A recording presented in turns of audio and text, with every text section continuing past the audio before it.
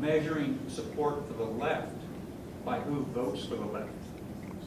Because the vote is irrelevant. People aren't voting because voting doesn't matter. Less and less does voting matter where the resources go, where the influence is, who controls the government. We have to figure out where is that.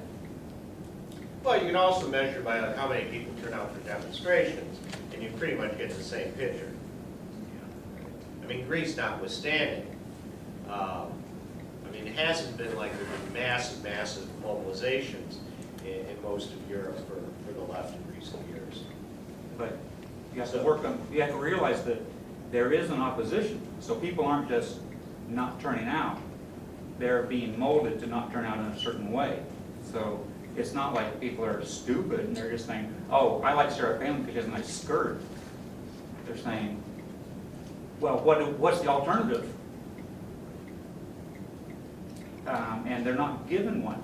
And there aren't institutions being built to present an alternative to the partisan system we have. So the partisan system gets the attention, it gets the media play, it gets our attention. That's what we're talking about. But that's it's becoming more and more irrelevant. We need to figure out where are we going to build something that carries what people want to happen. Yeah, I should just quickly interject here, though. You've got to remember, many of the countries I'm talking about are democratic or semi-democratic. The United States isn't, okay? I mean, just got to get over that, right? I mean, a bunch of places have nothing but tumbleweed and nuclear waste dumps get senators that control the Senate.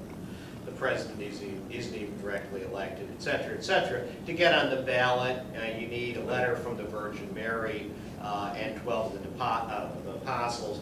I mean, the point is about some of these European countries that makes it different is they have much easier ballot access.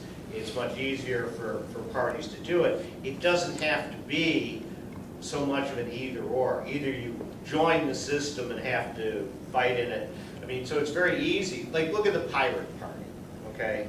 I said I was going to talk about it, but okay, the Pirate Party. Okay, here are a bunch of guys that are just upset by copyright laws, being prosecuted for doing things. They throw themselves together, and the next thing you know, they have a member in the European Parliament who can get them all sorts of publicity and so on. Now, I don't think the Pirate Party envisions itself as a party of government. Maybe I'm wrong. Exactly. But the point is that is possible in the European context. Right. But in it's the way it irrelevant, isn't. right? Somebody from the Pirate Party is not likely to capture the open Senate seat from Illinois in the next election. Right. I mean, I know I'm going out on a limb. I mean, Who that's my guess. Well, you know, I've always had kind of a more cynical view of parties in the sense that I've always felt that they tended to be more the vehicles of the professional politician, you know, the people who are either running for office or are in office. And occasionally they will also represent their constituents as well. But I mean, it tends to be kind of a special sort of circumstance. And I think what the thing is that in Europe, in most parts of the world, in a parliamentary system, you can't predict with certainty when the next election is going to be. And that means that you need to have some sort of cadre in place from which you can recruit your candidates. So that means that you must have some sort of political organization if you're going to be a caucus in the government.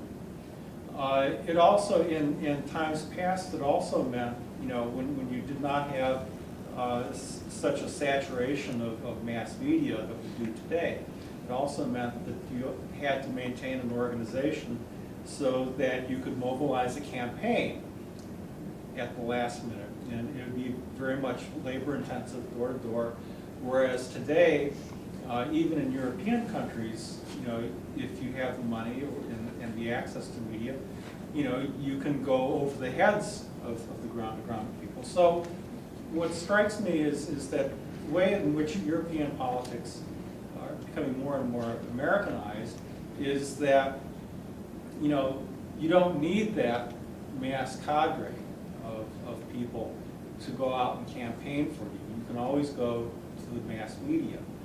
And that means that parties are less and less representing constituencies, and therefore people find them less and less relevant, because they represent more and more the interests of the people who are participating in government. The other thing also is that you might also, it'd be interesting to take a look just to see what extent there's a move towards regularizing elections, regularizing the election schedules in different countries, because I also think that correlates as well.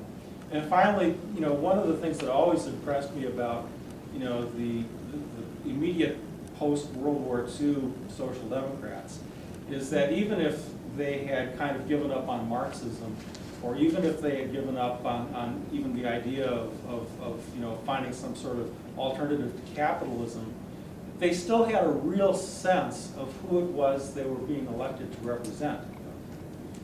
And one of the things that's really striking about social democracy today is that you don't get that sense at all.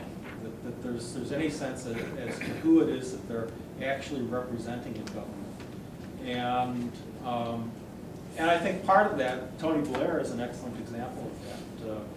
When he took power and to run as prime minister for the first time, he had this great speech, in front of the Labour Party conference, and he tells this story about when he was out campaigning, and he goes to this home where he knows that this generations of Labour Party supporters, had lived, and the kid, who's inherited the house is out there polishing his BMW, and he comes up and he's hi, I'm Tony Blair, I'm running for, and the guy tells him to bugger off, basically.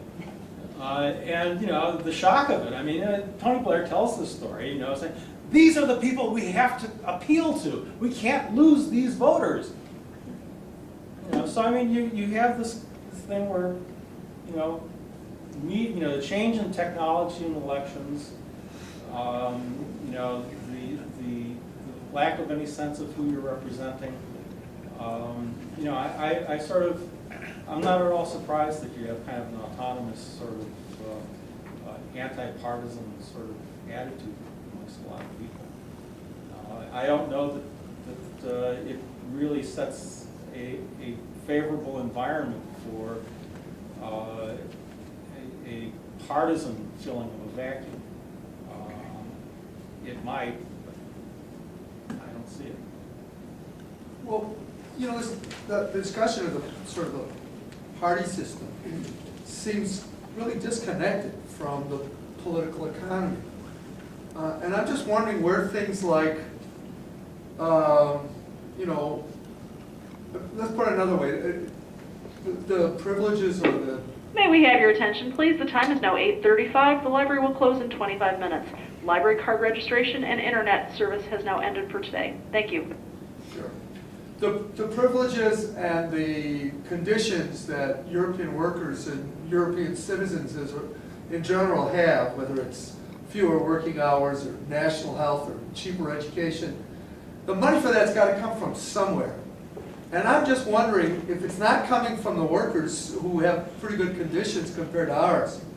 Is it coming from all this Eastern European labor? Is it coming from Africa? Where's it coming from? Well, it's coming from the workers. They're being exploited. They're just not being super exploited like American workers. It obviously is coming from imperialism, where they get benefit from cheap labor or cheap materials from Africa or from Eastern Europe. It comes from imperialism in the sense of basically protected markets. So the French always got a good deal going in French West Africa, even though those countries are supposedly independent. So, in other words, to answer your question, it comes from a lot of places.